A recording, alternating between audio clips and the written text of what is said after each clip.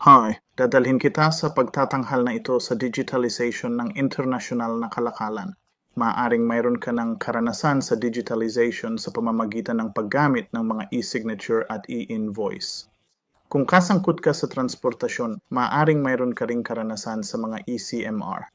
Hindi lamang ito ang mga halimbawa ng mga digitized na dokumento. May iba pa at marami pa ang nabubuo. Saklaw ng presentasyon ang paksa ng digitalization mula sa isang mataas na antas sa makatuwid. Hindi ako pupunta sa mga partikular na halimbawa. Gayunpaman, gagawa kami ng sanggunian sa isang mahusay na papel na inilathala ng ICC United Kingdom, Seizing the Moment, Unleashing the Potential of International Trade, kung saan makakabasa ka ng 16 case study.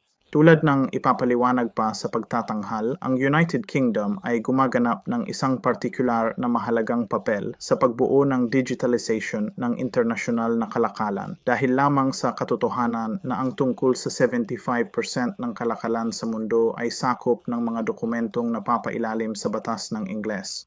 Ito rin ay para sa kadahilanang ito na ang ICC United Kingdom ay labis na kasangkot sa pagbuo ng mga pamantayan na nauugnay sa digitalization ng internasyonal na kalakalan. Ang agenda para sa mga pagtatanghal na ito ay ang mga sumusunod. Una, tingnan natin ang mga pakinabang na dulot ng digitalization sa talahanayan upang maunawaan natin kung bakit mayroong lahat ng kaguluhang ito at kung bakit sulit ang walang alinlangan na abala ng pagbabago ng mga umiiral na sistema at pamamaraan. Digitization at digitalization, may pagkakaiba ba at mahalaga ba ito? Mga legal na issue at ang epekto nito sa dokumentaryo digitalization. Ano ang sinusubukan nating makamit? Ang kahalagahan ng MLATR, Military-Aligned Schemes, aling mga bansa ang nangunguna sa laro. Sa wakas, susubukan naming gumuhit ng ilang mga konklusyon tungkol sa daan para sa digitalization ng internasyonal na kalakalan. Okay, simulan na natin. Bakit ang lahat ng kaguluhan? Anong benepisyo ang makukuha sa digitalization ng internasyonal na kalakalan? Kaya, sa pagtingin sa mga benepisyong ito, maaari mong pahalagahan ang positibong epekto sa ekonomiya sa internasyonal na kalakalan. 15% na pagtaas sa kakayahang kumita. 8% na mas kaunting mga oras ng paghihintay sa hangganan, mga transaksyon na nakumpleto sa isang oras. 30% na mas mababang mga gastos sa operasyon, paglilipat ng data sa mga segundo. 15 hanggang 20% na mas mababang mga gastos sa pwesto. 15% na pagtaas sa on-time na paghahatid. 15% na pagtaas sa on-time na paghahatid. 10% na pag-alis ng papel. 10% na pag-alis ng mga papeles. 10% ng pag-alis ng transaksyon. 18% mas mababang mga gastos sa pagpapadala. Ang pagkatubig ay tumaas ng 7 araw ng mas mabilis. Kung nagdududa ka sa mga bilang na ito, ire-refer kita sa dokumento ng ICC na binanggit ko dati. Ipinaliwanag din nila kung bakit ang mga pag-unlad na ito ay ganap na hindi pampolitika, sa makatuwid ay walang blokeng pang-ekonomiya o pampolitikang entidad na laban sa mga pag-unlad na ito. Ito ay isa sa napakakaunting mga lugar kung saan tunay na umiiral ang pandaigdigang kooperasyon. Higit pa rito, kahit na mayroon, walang iisang bansa ang makakapigil sa buong mundo na makikinabang sa mga pag-unlad na ito. Gayunpaman, walang alinlangan na may mga hamon at kahirapan sa pagpapatupad ng mga bagong digital system at nangangailangan sila ng pamumuhunan. Kaya ngayon ay mabilis nating tingnan ang pagkakaiba sa pagitan ng digitization at digitalization. Meron bang pagkakaiba sa pagitan ng digitization at digitalization at mahalaga ba ito? Well, ang parehong mga termino ay madalas na ginagamit na parang may isang kahulugan lamang, ngunit may pagkakaiba. Ang digitization ay ang proseso ng pag-convert ng isang papel na dokumento sa isang digital file. Ang digitalization, sa kabilang banda, ay ang proseso ng paggamit ng digitized na data upang i-convert ang mga manumanong proseso ng negosyo sa pamamagitan ng paggamit ng mga digital na teknolohiya. Kabilang dito ang pagtanggap ng mga digital signature. Kaya isipin na ang isang bill of lading ay na-convert sa elektronikong paraan upang lumikha ng isang digital na template. Ito ay digitalization. Ang digitized bill of lading na ito ay kukumpletuhin online at pagkatapos ay ipapasa sa elektronikong paraan sa isang bangko upang suportahan ang isang kahilingan para sa trade finance. Ito ay sa halip na kumpletuhin sa papel na format at i-post sa bangko. So, ng digitalization ng prosesong iyon. Iminumungkahi namin na ang digitalization sa internasyonal na kalakalan ay higit pa sa simpleng digitalization ng dokumentasyon. Bilang karagdagan sa mga digital na tool at serbisyo, pinabawasan ng artificial intelligence at blockchain ang mga gastos at panganib sa pagpapatakbo, administratibo, komunikasyon at marketing. Ang mga aktibidad na dati ay pinapanatili ng malalaking kumpanya ay bukas na sa mas maliliit na kumpanya. Ito ay lampas sa saklaw ng partikular na pagtatanghal na ito upang ilarawan ang mga ito sa anumang detalye. Gayunpaman, ang lahat ng mga presentasyon sa playlist na ito ay nagpapaliwanag sa mas maliit o mas mataas na antas kung paano mo magagamit ang mga online na tool at serbisyo upang mapaunlad ang iyong potensyal na pang-internasyonal na kalakalan. I-browse lang ang Exporter's Almanac para makita kung ano ang available. Ang link ay nasa paglalarawan sa ibaba, tama. Bumalik sa mga legal na pagsasaalang-alang na nakapalibot sa pag-digitize at pag-digitize ng dokumentasyon ng kalakalan. Makikita mo na ang pagkakaiba-iba na ito ay mahalaga, lalo na kapag isinasaalang-alang ang nauugnay na legal na katayuan ng digitized na dokumento at ang pagiging posible sa pagpapatakbo ng pagsali ng iba't ibang partido sa iba't ibang legal na jurisdiksyon sa isang digitalized na proseso. Sa pagkakaroon ng pagpindot sa isang legal na pagsasaalang-alang, tingnan natin ngayon ang pangunahing legal na issue na kailangang lutasin ng maraming beses. Gaya ng nabanggit ko sa nakaraang slide, totoo na ang digitization at digitalization ay maaaring ituring na simpleng mga issue sa teknolohiya. Gayunpaman, ang legal na katayuan ng mga digitized na dokumento ng kalakalan ay mahalaga. May kaunting kahulugan sa pag-digitize ng mga dokumento kapag wala silang parehong legal na katayuan sa mga dokumentong papel. Dahil ang mga batas na may kaugnayan sa dokumentasyon ng kalakalan, mga bill of lading at exchange, promissory notes, at iba pa ay isinulat sa kalakhan noong ika-19 na siglo, madalas itong tumutukoy sa pagmamay-ari ng papel at pisikal na mga lagda. Sa makatwid, upang bigyan ang kanilang mga digital na katumbas ng parehong katayuan, kailangang baguhin ang maraming batas sa maraming jurisdiksyon.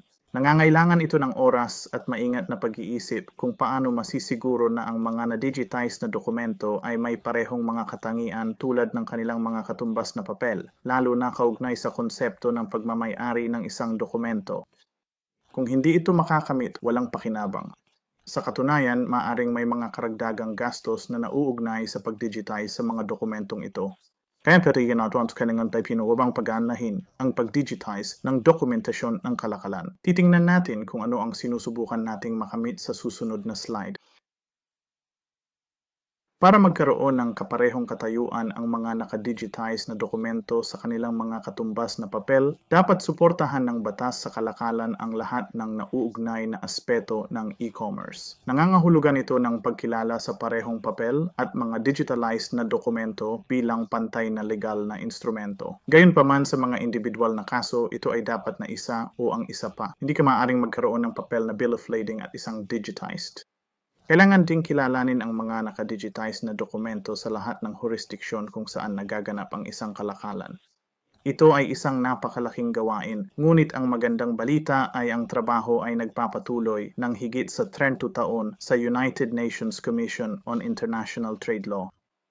Ang partikular na kahalagahan ay ang Model Law on Electronic Transferable Records 2017. Ang isang link sa katawan na ito ay kasama sa paglalarawan sa ibaba. Kaya ano ang MLETR at paano ito nakakatulong? Titingnan natin ito sa susunod na slide. Ang mga pangunahing prinsipyo ng MLETR. Sa ilalim ng modelong batas na ito, ang electronic na katumbas ng mga papel na naililipat na dokumento ay tinukoy bilang mga electronic na naililipat na tala na papailalim sa mga kondisyong itinakda sa slide na ito. Yun ay ba ang dokumento ay dapat maglaman ng impormasyon ng dokumentong nakabatay sa papel. Tukuyin ang record bilang isang elektronikong naililipat na tala, may kakayahang makontrol, mapanatili ang integridad nito. Ibig sabihin, dapat itong kumpleto at hindi nababago. At sa wakas, ito ay dapat na nasa eksklusibong kontrol ng isang natukoy na tao. Nakasaad din sa batas na ang isang electronic transferable record na inisyu o ginagamit sa ibang bansa ay hindi dapat tanggihan ang legal na epekto o pagpapatupad. Iniaatas din ng batas na ang isang maaasahang pamamaraan na hinuhusgahan laban sa isang hanay ng mga pamantayan ay gamitin upang matukoy na ang mga kondisyong ito ay natugunan. Sinusubukan din ng batas na tugunan ang isyu ng pagiging epektibo ng cross-border. Tulad ng makikita natin sa susunod na slide, ang magandang balita ay ang mga batas ng maraming bansa ay inihanay na ngayon sa prinsipyo ng MLETR.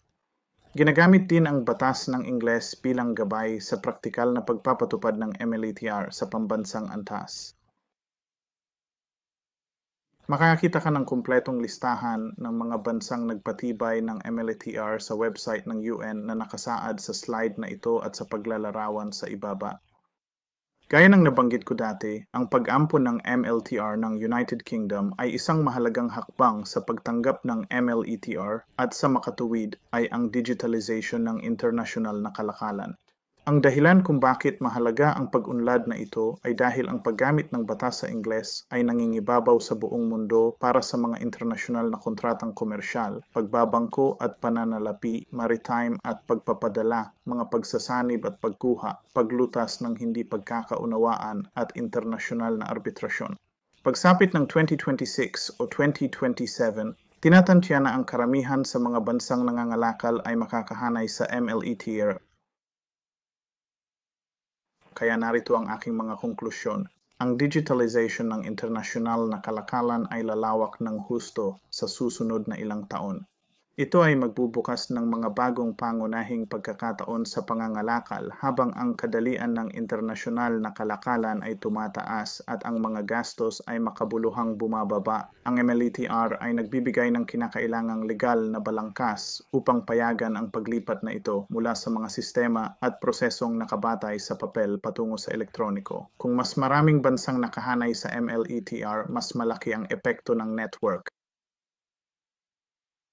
Bueno, salamat sa pakikinig sa pagtatanghal na ito at umaasa ako na nagawa kong kumbinsihin ka sa mga benepisyo at pagiging praktikal ng digitalized na international na kalakalan at talagang umaasa ako na maaari kang makinabang mula sa mga pagkakataong ito sa malapit na hinaharap.